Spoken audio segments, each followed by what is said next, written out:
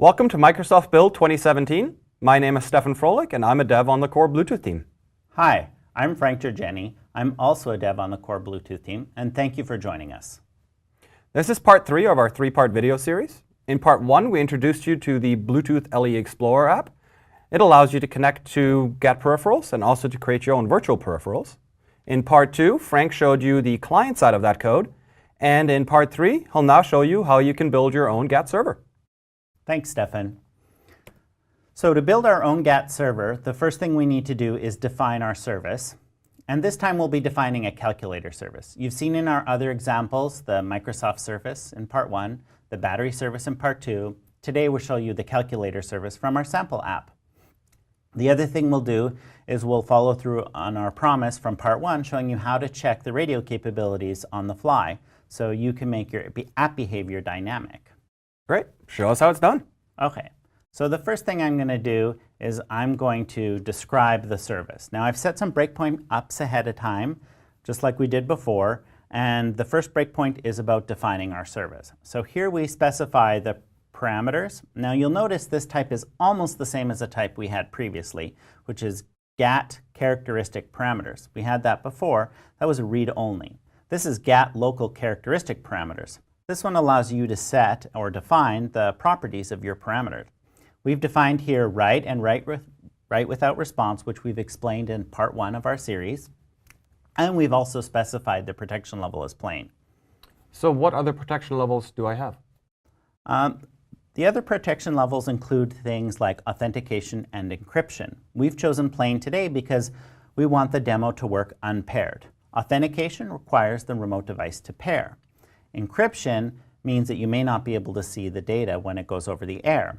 So today, because we want to show you the traces, we're going to specify plain, and because we want to do unpaired, we want to specify no authentication. So basically, protection level plain. Sounds good. I look forward to seeing the traces at the end. Awesome. So the next is the operand, which is, again, write and write without response.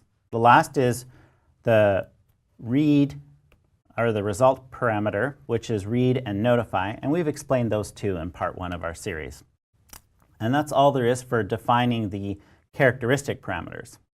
We'll get to actually creating the service later, but for now I'm going to stop here and explain the collecting the peripheral role support from the Bluetooth adapter. We've added in the creators update the ability to construct the Bluetooth adapter using getDefaultAsync and check its properties. And the property we're interested in today is peripheral role supported.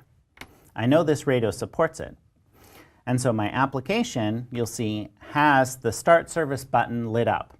If this radio didn't support it, then it wouldn't be lit up. Oh, so when I write an application, I definitely need to double check to make sure that peripheral is supported so that my consumers or my customers don't run into any problems. Yep.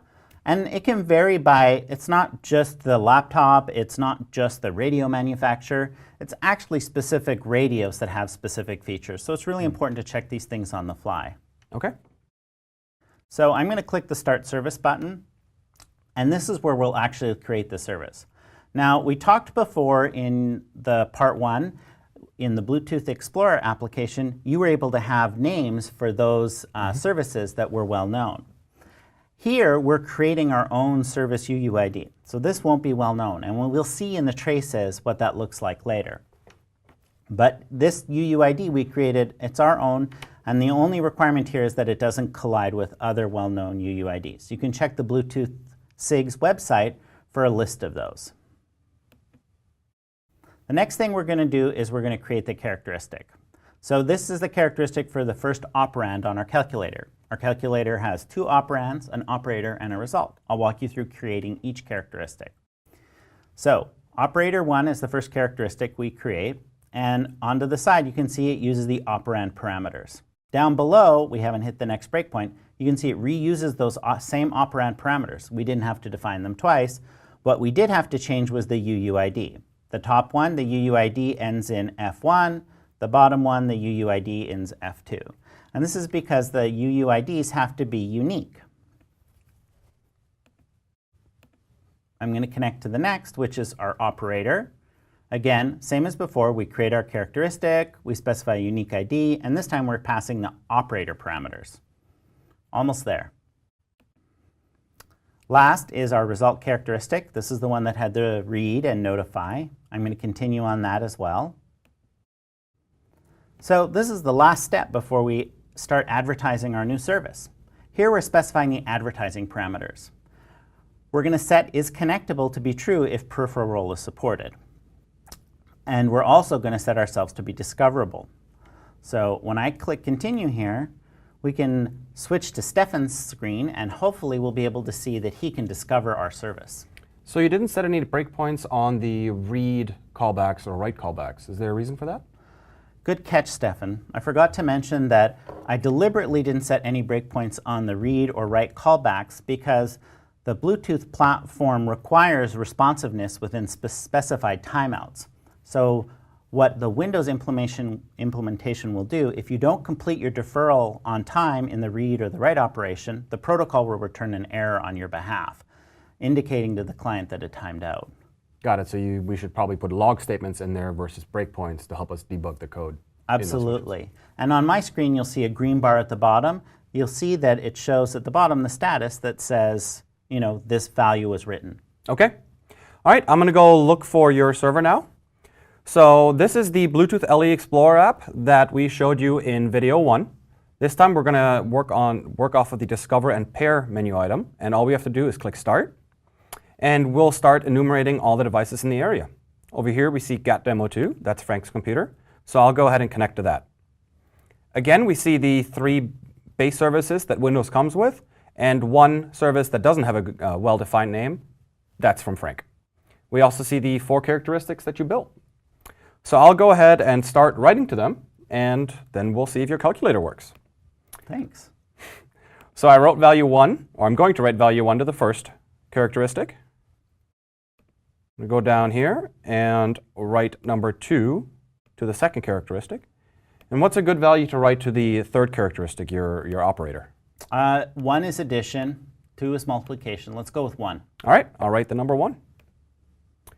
So now I'll go down to the last characteristic. Currently there's no value there because we haven't read the result yet. So I'm going to go ahead and read it, and I get 3. Well, 1 plus 2 equals 3. Yep. Simple math, you did it right. Yeah, and if you switch to my laptop, or we look at it next, we can see that at the bottom in the green status bar, just like I suggested, it says value computed 3 sent to client. And we did this instead of setting breakpoints so that the operation didn't time out. I also promised that we would look at the logs. So I'm going to minimize my other windows, and I'm going to show we double-clicked on the virtual sniffer to launch this second window at the bottom.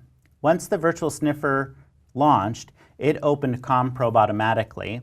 As we've mentioned in previous videos, ComProbe is currently the only software we support, but we're evaluating adding LSS support for a future release. We've already clicked the record button. That way we were recording during our session here. So all that's left to do is click Show Frame Display.